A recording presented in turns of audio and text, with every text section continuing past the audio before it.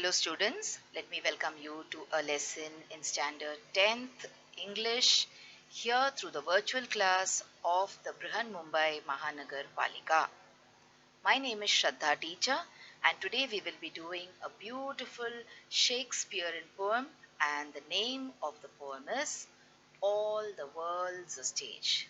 Now this is a part of a play which is written by William Shakespeare and the poem is part of the play. So we are going to look only at the poem. We are going to try and understand what it means. Okay, we will talk about what William Shakespeare as a poet wants to tell us about the life of us human beings here on this earth. Now, let us talk a little bit about the poet before we go to understanding more about the poem. So this is a picture of William Shakespeare. Now he was an English poet. Okay, he was not only a poet, he was also an actor, he was a playwright, he was a dramatist also. He was born in the 16th century, that is in the year 1564, and he died in 1616. And during this period of his lifetime, he has written around 37 plays, and he has also written around 150 sonnets. Now, what are sonnets? Sonnets are 14-line lyrical poems. Okay, and sonnets, when he started writing sonnets, a new kind of sonnets called as Shakespearean sonnets also came into existence. So this was about this very famous personality in the field of English literature, and that is William Shakespeare. He was born in a place called Avon, so he is sometimes also called as the Bard of Avon, and he is also Britain's or England's national poet. So that is how famous this person is in the field of English literature. Anyone who studies English language, when he pursues higher studies in English language, they definitely have to learn about William Shakespeare, about his works, about what kind of poetry he wrote, what kind of dramas he wrote, etc. So this was about the very famous poet William Shakespeare. Now let us see one of the work of his. That is, he has written a play or a drama which is also a love story, okay, called As You Like It. So in this particular drama or in this particular story, this part that we are learning today as the poem All the World's a Stage, it is part of this particular drama or story As You Like It. Okay, so now let us talk about the topic of this particular poem. The topic is All the World's a Stage. Now, what is the meaning of all the world's a stage? That means the world is a stage for human beings. We human beings are just actors in this world. The people who come here, they take their entry when they are born, and when they are living their life here, they are playing different roles. Okay, and as soon as your role is over, you take an exit from this stage of life. When you take an exit, it means that you will die. Your death is the exit and your birth is the entrance, and all that happens between your birth and your death are just events, are just roles that you are playing in your life. Okay, so let us now quickly read the poem and try to understand the meaning of the poem.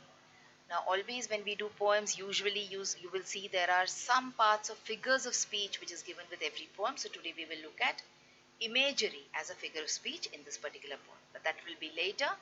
Let us now read the poem and try to understand the meaning of the particular piece of poetry. So, all the world's a stage, and all the men and women merely players. They have their exits and their entrances, and one man in his time plays many parts. His act acts being seven ages. That means he's saying that the world is a stage and people are just players or actors on the stage. When we are born, we have our entry, and when we die, we have our exits.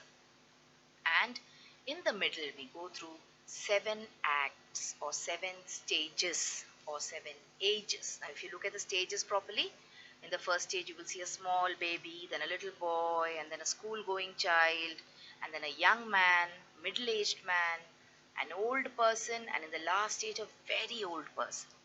So, let's look at what the first stage in our life is. At first, the infant mewling. Now, mewling means what? Crying, okay? And puking in the nurse's arms. Puking means vomiting, throwing up in the nurse's arms. Then the whining schoolboy. Whining means a person who always complains and cries. Then the whining schoolboy with a satchel. You can see the satchel also. Satchel means the school bag which you carry on your backs. And shining morning face, creeping like snail, unwillingly to school. So the schoolboy is not at all happy in going to school. Okay? He's not at all like you children who are very interested in going to school and studying. But this particular schoolboy, he's not happy, he's whining, he's crying, and he has to be dragged to school. In the next part of the poem, they say, Shakespeare says, and then the lover, sighing like furnace with woeful ballad, made to his mistress's eyebrow. So, the next stage is when you are a teenager. That is when you go to college. That time you are not worried, you are not bothered about anything in life. Okay? Your focus is sometimes more on things which are not necessary for our survival. But at that point of time, when you are in college, when you are in the ninth standard, 10th standard, when you are a teenager, certain things, they seem to be very important. But later on, when you grow up and you look back, you will realize that it was so foolish. Alright? So, here in this particular stage, the life of a teenager, he is sad over things which he should not be sad about. Then the next stage is being compared to the life of a soldier. So the soldier has to be very brave because he's got lots of responsibilities. Okay? He's got to do lots of hard work, and sometimes he could have a bad temper also. So Shakespeare says, then a soldier, full of strange oaths and bearded like a bard, jealous in honor, sudden and quick in quarrel, seeking the bubble reputation even in the cannon's mouth. That is, when you're young, you have hot blood, you tend to get angry very fast, you tend to react very fast, you have a lot of responsibilities also on your shoulders. Okay, so that way, this is the stage which is very, very difficult and very, very stressful in our life. And then the justice, in fair round belly, with capon lined, with eyes severe and beard of formal cut, full of wise saws and modern instances, so he plays his part. Then comes when you are now, you've passed the youth in your life, you have entered your 50s now, maybe 40s and 50s. Some of your responsibilities are coming to an end. You have done most of your duties, so now you're a little relaxed and you've put on a lot of weight and you have a lot of experience also to share with the others. So, this is the next stage in your life.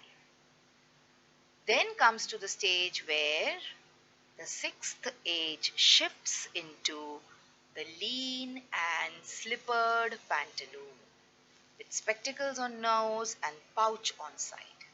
This youthful hose, well saved, a world too wide.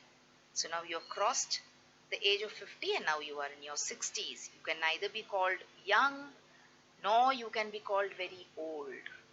Okay? But you are not young anymore.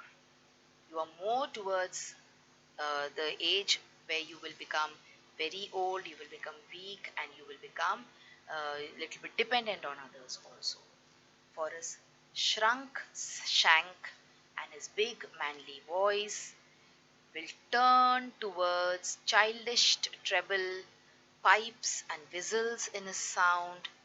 That means from this stage, from the sixth stage, you will very soon slip into the stage where your manly voice is gone, where you again become a child, okay, where you're not able to speak properly.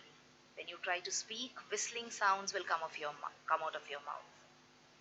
Last scene of all that ends this strange, eventful history is second childishness and mere oblivion. Oblivion means you don't know anything.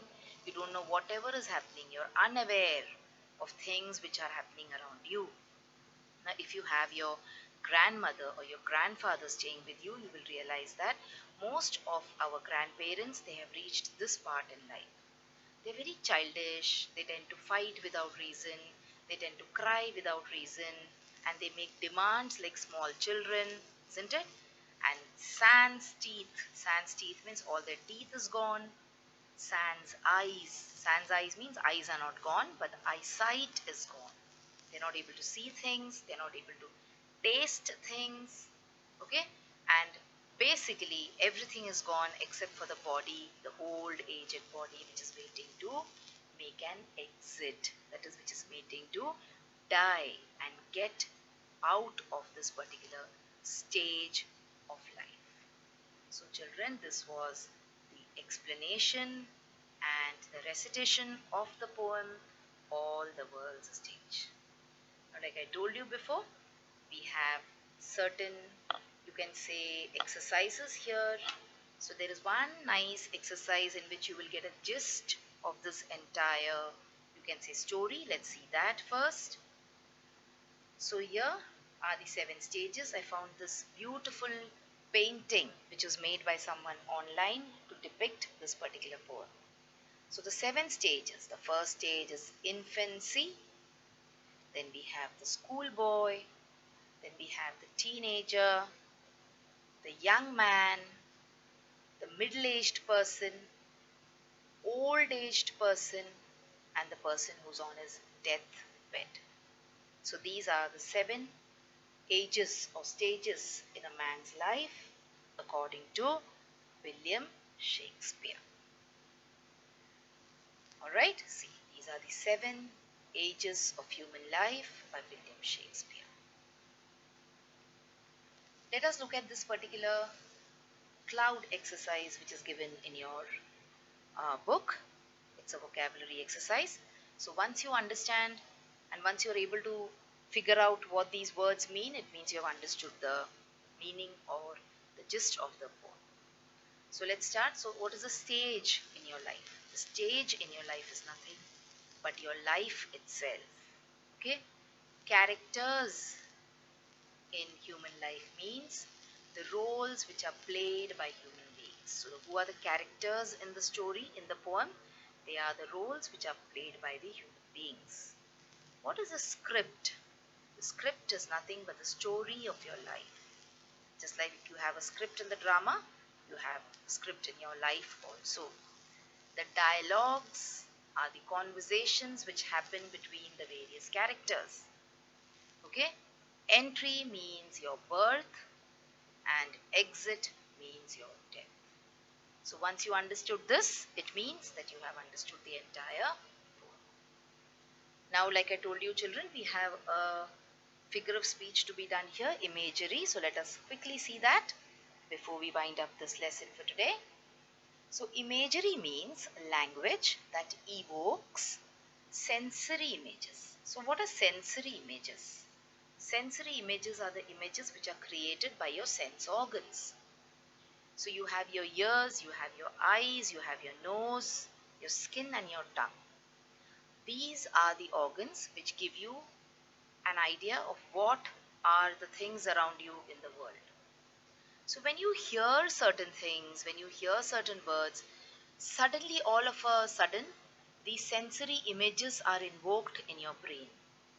So these kind of words or these kind of verses which are used in poetry are called as imagery. So it is a kind of a figure of speech. Let us look at some examples here.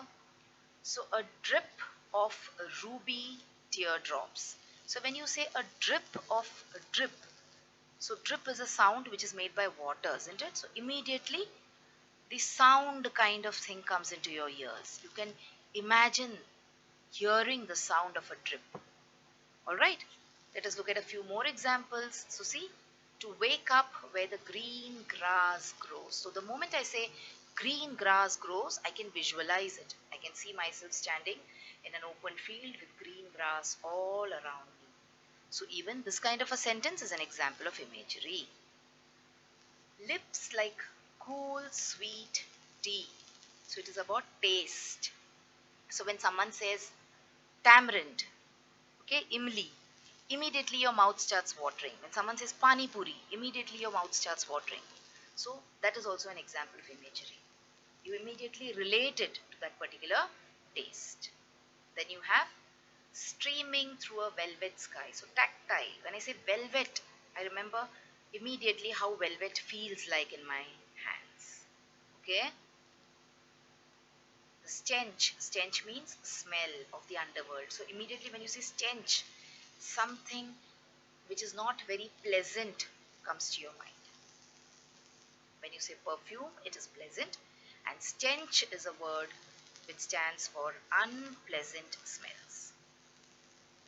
Okay, children, so this was about imagery. Now you have a small exercise in your textbook about imagery. Let us do that before we wind up the lesson for today. So pick out the lines that contain imagery that is a picture which is created in the mind of the following people. So when you say schoolboy, what are the lines in the poem which created an image of a schoolboy in your mind?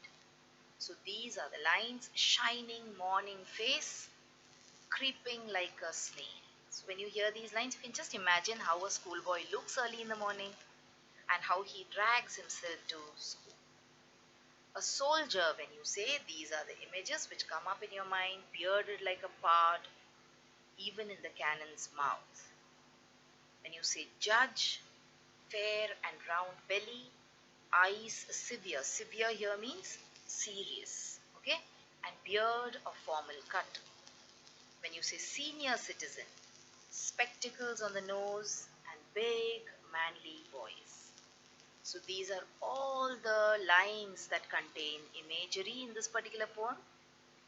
Now children, today we looked at the poem called All the World's a Stage. We read the poem. I tried to explain the meaning of the poem to you, and we also looked at this particular language feature, that is imagery. So that was all for today, children. Thank you so much.